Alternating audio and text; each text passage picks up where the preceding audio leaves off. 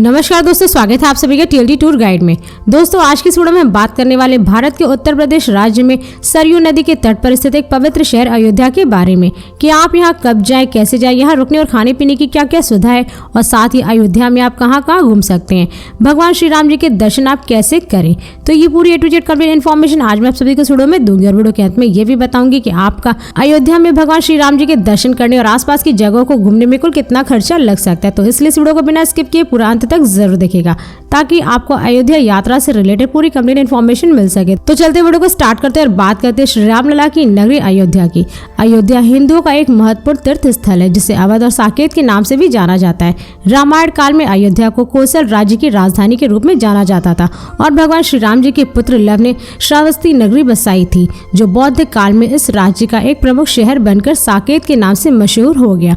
और साथ ही अयोध्या मंदिरों और घाटों की प्रसिद्ध नगरी है जहाँ से सरयू नदी होकर के बहती है। भगवान श्री राम जी की जन्म स्थली होने के कारण अयोध्या को मोक्षदायिनी एवं हिंदू पौराणिक इतिहास में पवित्र सप्त पुरारियों में शामिल किया गया है। जैन मत के अनुसार यहाँ प्रथम तीर्थकर आदिनाथ ऋषभनाथ सहित 5 तीर्थकरों का जन्म भी हुआ था। और सरयू नदी के पूर्वी तट पर बसा अयोध्या नगर पुरातन काल के अवशेषों से भरा हुआ है जो प्रसिद्ध महाकाव्य रामायण और श्री रामचरितमानस अयोध्या के ऐश्वर्य को प्रदर्शित करते हैं। दोस्तों अब बात करें कि आप अयोध्या कब जाए। वैसे तो आप यहाँ पर कभी भी किसी भी समय जा सकते हैं, लेकिन अयोध्या जाने का सबसे सही समय नवरात्रि, दशहरा, दीपावली और महाशिवरात्रि और होली आदि जैसे पर्वों का होता है, क्योंकि इन पर्वों के दौरान अयोध्या में दर्शन करने के लिए लाखों की संख्या में श्रद्धालु इकट्ठा होते हैं।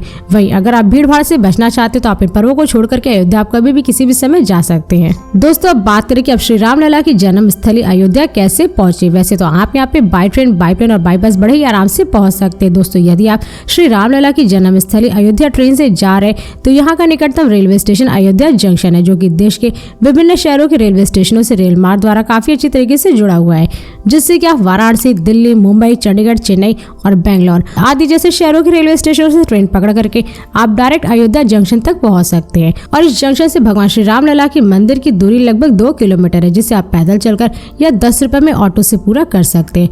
और हाँ, अगर आपको इस जंक्शन के लिए डायरेक्ट ट्रेन ना मिले तो आप अयोध्या कैंट रेलवे स्टेशन के लिए भी ट्रेन की सुविधा ले सकते हैं, क्योंकि यह रेलवे स्टेशन भी देश के विभिन्न शहरों के रेलवे स्टेशनों से काफी अच्छी तरीके से जुड़ा हुआ है। दोस्तों यदि आप अयोध्या फ्लाइट से जा रहे हैं तो यहाँ का नजदीकी एयरपोर्ट अयोध्या में स्थित महर्षि वाल्मीकि इंटरनेशनल एयरपोर्ट है जो कि देश के विभिन्न शहरों के एयरपोर्टों से एयरलाइंस के द्वारा काफी अच्छी तरीके से जुड़ा हुआ है, जिससे कि आप वाराणसी, दिल्ली, चंडीगढ़, चेन्नई, बेंगलोर, कोलकाता और हैदराबाद आदि जैसे शहरों के एयरपोर्टों से फ्लाइट पकड़ करके आप डायरेक्ट अयोध्या के महर्षि वाल्मीकि इंटरनेशनल एयरपोर्ट तक पहुंच जाएंगे। और इस एयरपोर्ट से श्री रामलला मंदिर की दूरी लगभग 11 किलोमीटर है, जिसे आप बाई बस या शेयरिंग टैक्सी के थ्रू पूरा कर सकते हैं। और अगर आप इस एयरपोर्ट के बाहर से श्री रामलला मंदिर के लिए बस लेते तो उसका चार्ज लगभग 20 से 30 रुपए पर पर्सन होता है और शेयरिंग टैक्सी का चार्ज लगभग 50 से 100 रुपए तक होता है।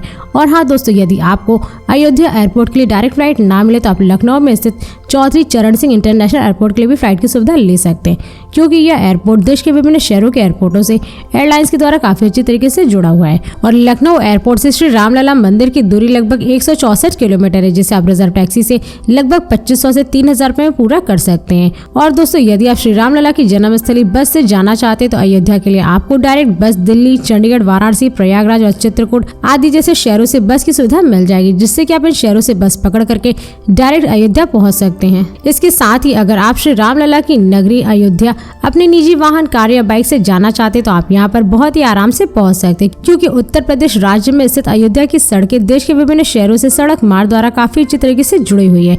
और साथ ही यहाँ की सड़कों पर आपको जगह जगह पर कई सारे प्राइवेट होटल, रेस्टोरेंट और पेट्रोल पंप की सारी सुविधा मिल जाएंगी, जिससे कि आप रास्ते में अपने निजी वाहन द्वारा खाते पीते मौज मस्ती करते हुए अयोध्या तक पहुंच जाएंगे। दोस्तों अब बात करें कि आप श्री रामलला की जन्मस्थली अयोध्या पहुंचने के बाद यहाँ पे कहाँ स्टे करें।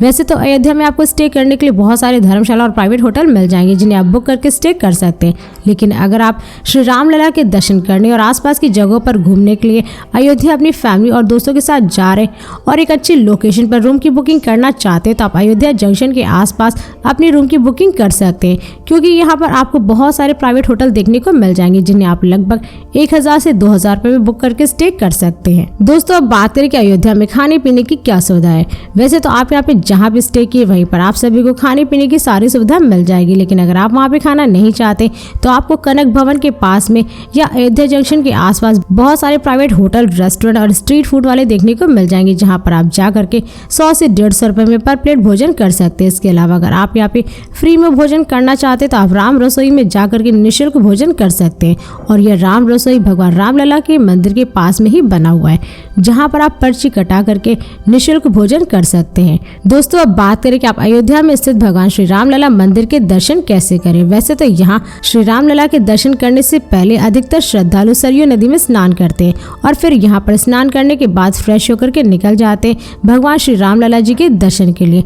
तो दोस्तों इस मंदिर के गर्भगृह में मोबाइल, पर्स, घड़ी, बैग, कैमरा आदि जैसे चीजों को ले जाना पूर्ण रूप से वर्जित है, जिससे कि आप इन सभी सामानों को मंदिर परिसर में बने लॉकर रूम में टोकन कटाकर जमा कर सकते हैं और दर्शन करने के बाद इस टोकन को वापस दे करके अपने सामानों को वापस ले सकते हैं। तो दोस्तों आप अपने सामानों को जमा करने के बाद लाइन में लग करके श्री रामलला की जयकारा करते हुए मंदिर तक पहुंच जाए और गर्भगृह में पहुंच करके आप भगवान श्री राम के बाल स्वरूप मूर्ति के दर्शन करिए, मत्थे टेके और अपनी मनोकामनाएं मांगे।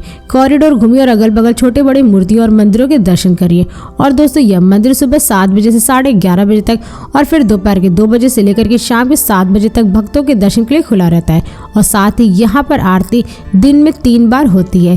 पहली आरती सुबह 6:30 बजे, दूसरी दोपहर में 12 बजे और तीसरी 7:30 बजे शाम को की जाती है।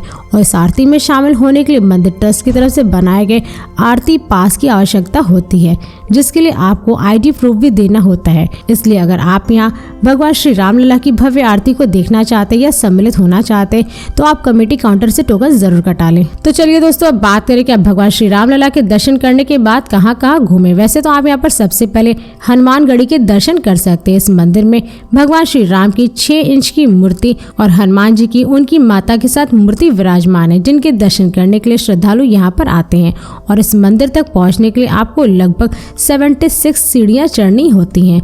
और साथ ही इस मंदिर की ऐसी मान्यता है कि भगवान श्री रामलला के दर्शन करने से पहले हनुमान जी के दर्शन करना होता है, क्योंकि इनके दर्शन के बिना अयोध्या की यात्रा अधूरी मानी जाती है। इसी के साथ ही आप यहाँ दशरथ महल भी घूम सकते हैं।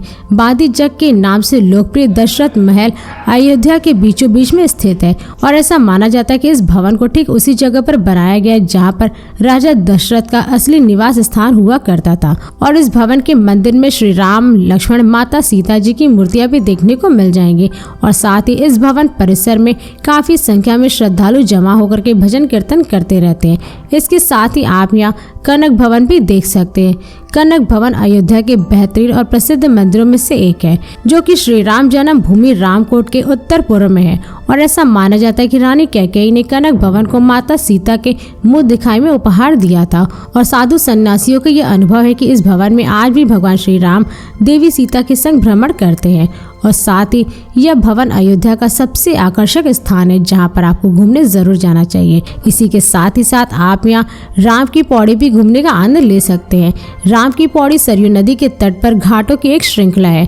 कहते हैं कि श्री राम इसी पौड़ी से होकर के सरयू नदी में स्नान करने के लिए जाते थे और यहाँ खड़े होकर कहा था कि जो भी व्यक्ति सूर्योदय से पहले इस जगह पर सरयू में स्नान करेगा तो उसे समस्त तीर्थों में दर्शन करने के समान पुण्य प्राप्ति होगी। इसलिए इस घाट पर स्नान करने के लिए काफी ज्यादा संख्या में श्रद्धालु पहुंचते हैं। खासकर पूर्णिमा के दिन यहाँ स्नान करने का विशेष महत्व है। और यही नागेश्वर मंदिर में भी है, जहाँ पर आपको दर्शन जरूर करना चाहिए। और दोस्तों ऐसे कई सारे और भी जगह है अयोध्या में जहाँ पर आप सभी घूम सकते हैं, जैसे माता सीता जी की रसोई, तुलसी स्मारक भवन, राजा मंदिर, मोती महल, राजद्वार मंदिर, जानकी महल, देवी काली मंदिर, अम्मा जी मंदिर आदि जैसे अयोध्या में घूमने की जगह है, जहाँ पर आप सभी घूम सकते हैं। दोस्तों अब बात करें कि आपको अयोध्या में घूमने में कुल कितना खर्चा लग सकता है। वैसे तो अगर आप अयोध्या को घूमने के लिए 2 डे 1 नाइट का ट्रिप प्लान करते तो इसमें आपका कुल खर्चा लगभग 6,000 रुपये पर पर्सन लग सकता है। मगर ये सारे खर्चे आपके ऊपर ही डिपेंड करते हैं, क्योंकि अयोध्या में आप कहाँ कहाँ घूमेंगे, क्या क्या खरीदेंगे और कहाँ पे स्टे करेंगे, और स्टे करने के लिए आप किस टाइप का रूम बुक करते हैं, और साथ ही अयोध्या आप किस राज्य और शहर से जा रहे थे, ये सारे खर्चे आपके ऊपर ही डिपेंड करते हैं। तो दोस्तों इस वीडियो को यहीं पर समाप्त करते हैं, और यदि ये वीडियो सभी को पसंद आई तो इस वीडियो को लाइक करें और चैनल को सब्सक्राइब जरूर करें। इसके साथ ही बेल आइकन जरूर दबाएं ताकि ऐसे मेरी नई नई वीडियोस आपके पास सबसे पहले पहुंचे। तो फिर मिलते हैं नेक्स्ट वीडियो में। धन्यवाद।